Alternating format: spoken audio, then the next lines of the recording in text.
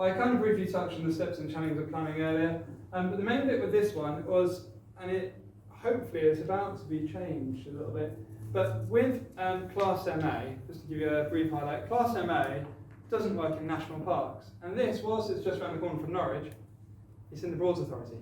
So the Broads Authority means that Class MA wasn't going to work. So we had to get the quickest application in possible under Class O to convert it from commercial to residential. So, and our deadline was the 31st of July, which, bear in mind, I'd seen it in May, didn't give us much time to get all the surveys under the sun that you need to put together. And so our first application may have not been the best one, but it definitely ticked the box and got us in. So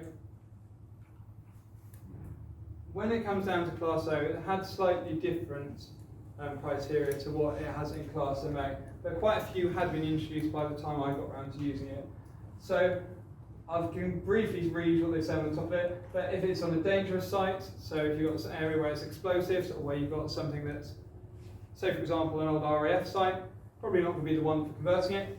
But if you come down, you've got heritage buildings on there, again, they don't want you converting Bank of England into flats, that'd be a good idea. You don't have statues and monuments, and then there can be things that's called special sites of significant interest, and there's various bits that you have to go through, and they don't want you to develop on those.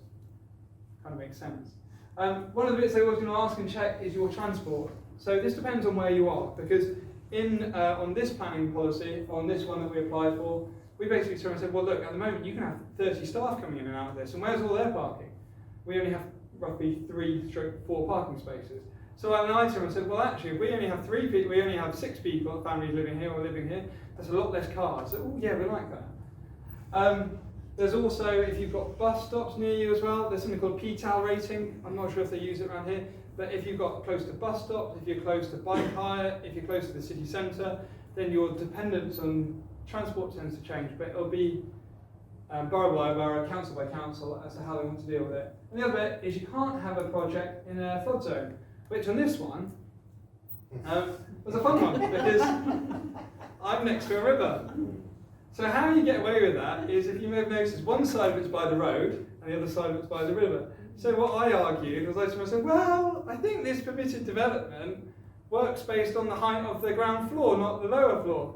And they're like, oh, yes. So we put in a rushed application and we said, well, there hasn't been flooding on the road ever. And then they're like, good point. Yeah, we'll let you have that one. And then they then added in, which made it more fun for us, is windows. As I said earlier, you need windows everywhere.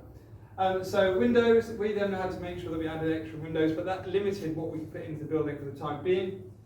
And then space standards meant that all of our, even if there were studios, we still had to have 40 square metre studios because there isn't a smaller size available for studios.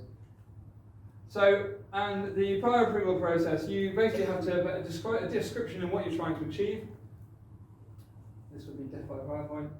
And you have to put in a floor plan of the whole building, which you didn't used to. You could pretty much before just draw in and say, we're going to convert this into 9 flats. So yay, that's fine. But now you actually have to draw in and say what's going in. You have to give them existing elevations and proposed, but technically under new legislation, you can only give them the existing. If you're going to change them, it has to be a supplementary application.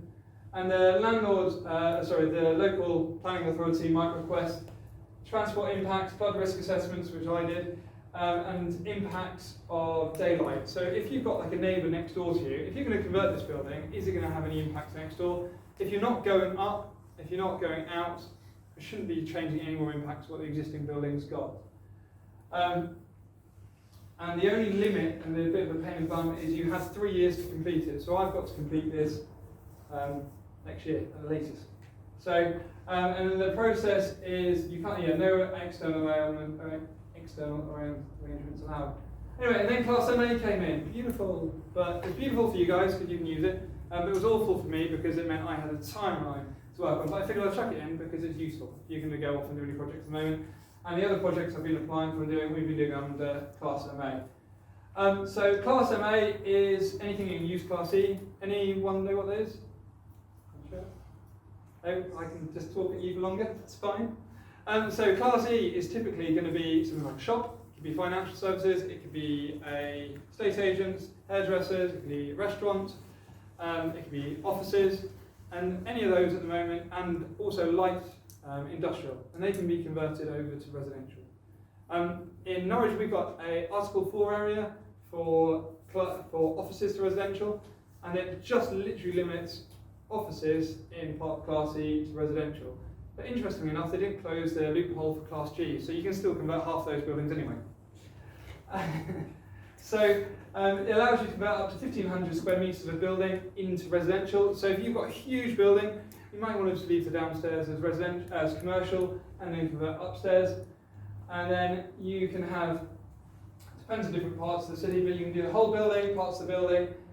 You can just do the ground floor if you've already got the upstairs converted. On one that we've just done, we've actually just converted the old restaurant's kitchen into a bedroom, and we're putting a hallway in through that, so you don't have to convert the whole space. And that also really helped for conservation areas, which we were in at the same time. But Article 4, there's only in a few areas, but you can literally just Google it. You can type in the area that you're in, Article 4, Class MA, and you'll see if something pops up. And usually it's just done on certain buildings, but it's quite interesting because if it's only on offices and it's in some other class use, you'll be able to change it.